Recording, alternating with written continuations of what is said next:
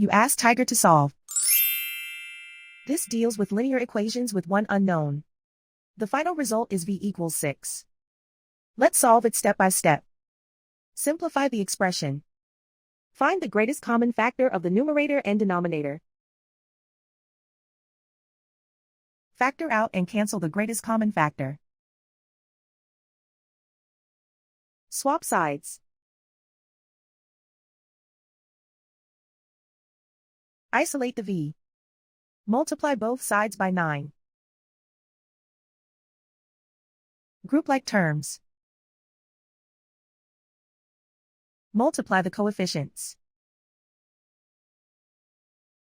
Simplify the fraction. Multiply the fractions. Simplify the arithmetic. And so the final result is v equals 6.